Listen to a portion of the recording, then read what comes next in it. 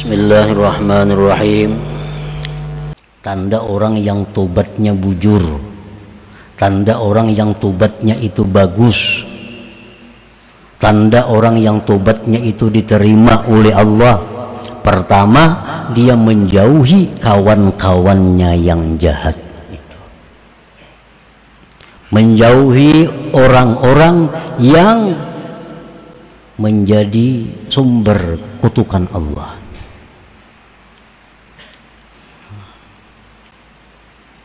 Menjauhi orang-orang yang menyebabkan dia mendapat percikan daripada laknatnya Allah.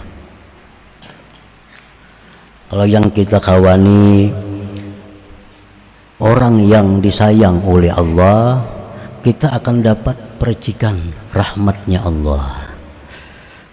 Kita akan dapat percikan berkah dari Allah.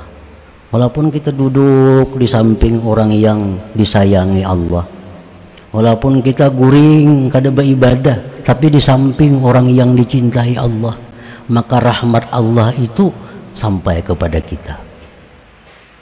Berkah Allah akan sampai kepada kita karena kita berada di dekat orang yang disayangi, dicintai oleh Allah Subhanahu wa Ta'ala. Nah, demikian halnya kita duduk berdampingan dengan orang-orang yang selalu dilaknat oleh Allah, dimurkai oleh Allah.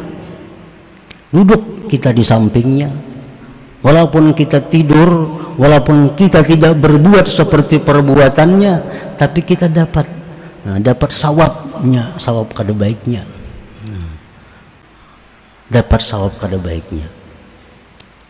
Nah, jadi misalnya kita duduk betatai lawan orang nang dimusuhi Allah, dimurkai Allah, disimburkan orang banyu panas, ngarang betatai duduk, tekanan juga kita percikan banyu panas itu. Nah, jadi tanda orang yang tobat, yang membaguskan tobatnya itu, pertama dia mesti jauh dulu dirinya dari orang-orang yang jahat. Jauh dari orang-orang yang jahat. Yang kedua, tandanya orang yang membaguskan tobatnya itu bahwa dia mempersiapkan diri untuk kematian. Mempersiapkan diri untuk kematian. Nah, bila kita kadang mempersiapkan diri untuk kematian, tentu kita akan mengalami kesusahan, penderitaan. Kematian itu mulai sakaratul maut, ada persiapan khusus yang diajarkan Rasulullah.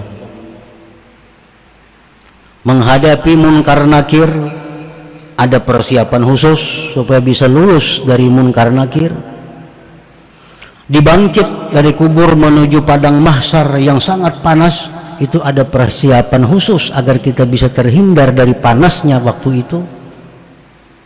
Menghadapi pertimbangan amal, menghadapi titian, itu semua ada persiapan agar bisa selamat sampai ke tujuan surga Allah.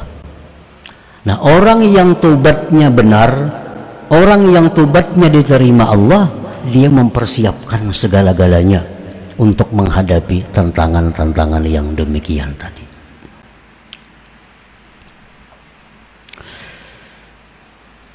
Yang ketiga, mujtahidan ala ta'ati rabbih, dia bersungguh-sungguh taat kepada Tuhan.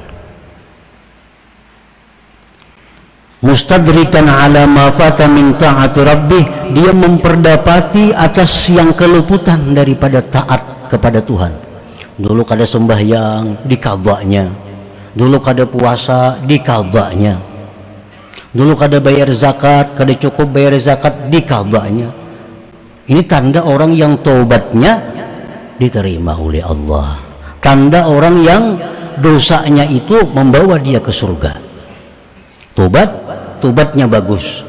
Nah, tobat yang bagus itu antara lain adalah memperdapati yang luput daripada Tuhan. Sembahyang dulu banyak kada sembahyang, diperdapati, dibayar. Zakat dulu kurang dari sebenarnya, sekarang bayar. puasa dulu kada puasa bayar. Ini tandanya orang yang membaguskan tobat. Mutaliban lil halal war ridha ala man zalamahu min ibadi, menuntut halal ridha atas orang yang pernah dia zalim dari hamba-hamba Allah Ta'ala. Nah, dulu pernah itu kusakiti, datangi minta halal, minta ridha. Dulu itu pernah ku aniaya, datangi minta halal, minta ridha. Dulu duitnya itu pernah ku ambil, minta halal, minta ridha. Dulu pernah minum di warung kada bayar, datangi ampun warung, minta halal, minta ridha. Dulu wadai 3 bapadah 2, datangi minta halal, minta ridha. Tanda membaguskan tobat itu. Jadi kalau hanya sekedar menyesal, berhenti, bercita-cita kada berbuat dosa lagi, tapi kada ada membayar, nah kada memperdapati, kada minta keridhaan, itu tobatnya tentu tidak bagus, tobatnya tidak diterima oleh Allah Subhanahu wa Ta'ala. Nah, jadi apabila kita berbuat satu dosa lalu tobat, dibaguskan tobatnya, maka dosa tadi akan membawa kita kepada surga Allah Subhanahu wa Ta'ala. Fakam min waliyyin min awliya illah kana mujaniban ta'ala rabbih summa taba wa ahsana taubatah fasara ila ma sara ilaih. Berapa banyak wali daripada wali-waliullah yang dulunya jauh daripada taat kepada Tuhan, kemudian tobat dia, membaguskan tobatnya, akhirnya jadilah mereka kepada sesuatu yang jadilah mereka kepadanya. Tidak sedikit wali-wali Allah itu nang asalnya orang ini sangat jauh dari Allah. Tidak sedikit wali-wali Allah nang asalnya dulu ahli maksiat kepada Allah, tapi karena mereka menyadari kehinaan dirinya dengan maksiat itu, lalu mereka tobat, membaguskan tobat, akhirnya mereka jadi aulia Allah Subhanahu wa Ta'ala. Mislu Fudail bin Iyad contohnya yang terkenal sudah kisahnya. Karena syatira, dulunya perampok. Nah, dulunya perampok. Kemudian tobat, membaguskan tobatnya, maka jadilah dia min kibaril aulia, aulia besar. Wa mislu utbatul gulam kana munhamikan pisar, dulunya tenggelam dalam kejahatan, minum-minuman, perjudian, perempuan dan lain-lain. Summa taba, kemudian tobat, wa ahsana taubatah, membaguskan tobatnya, fasara minal aulia, jadilah dia aulia Allah. Nafaz zambu iza awrasa khawfan minallah wa taubah khairun min ta'atin awrasat amnan wa ujbah. Maka bermula dosa apabila menimbulkan ketakutan kepada Allah, menimbulkan tobat, maka dosa itu lebih baik daripada taat yang membuat dia merasa aman dan ujub dengan dirinya.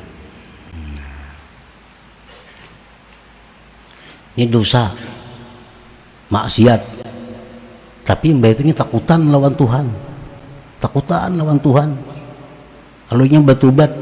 Nah, dosa tadi lebih baik daripada taat, yang mana seseorang dengan taat itu menjadi merasa aman dirinya, merasa pasti ke surga, merasa dirinya ahli surga, takjub dengan dirinya. Nah, itu taat lebih hina daripada maksiat. Nah, para muhibbin rahimakumullah, jadi taat itu yang dipandang Allah isinya, dosa dipandang Allah isinya. Nah, kenapa taat itu menjadi mulia? Karena isinya taat itu adalah ubudiyah, kehambaan. Kehambaan itu sama dengan kehinaan. Jadi kalau kita berbuat taat, Kalau diri kita merasa menjadi hamba Allah, diri kita merasa hina, diri kita merasa butuh kepada Allah, nah ini taat yang bermakna di sisi Allah, taat yang diterima oleh Allah. Kenapa maksiat itu menjadi musuh Allah?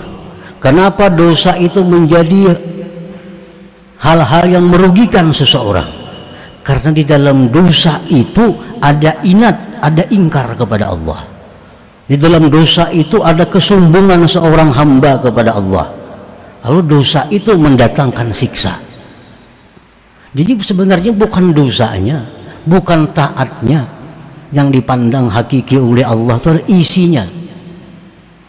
Bukan zahir perbuatan taat, bukan zahir perbuatan dosa, tetapi isinya yang dipandang oleh Allah.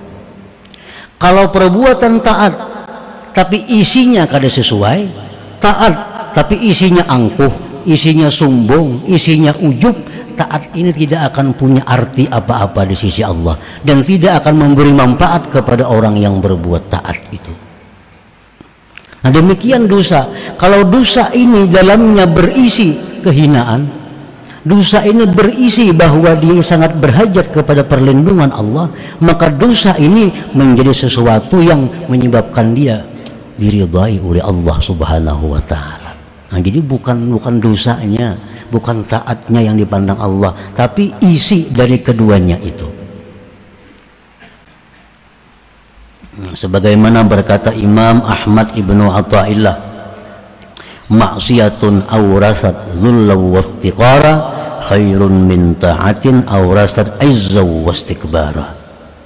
Maksiat tapi menimbulkan kehinaan dan keberhajatan kepada Allah lebih baik daripada taat yang menimbulkan kemuliaan dan kesombongan.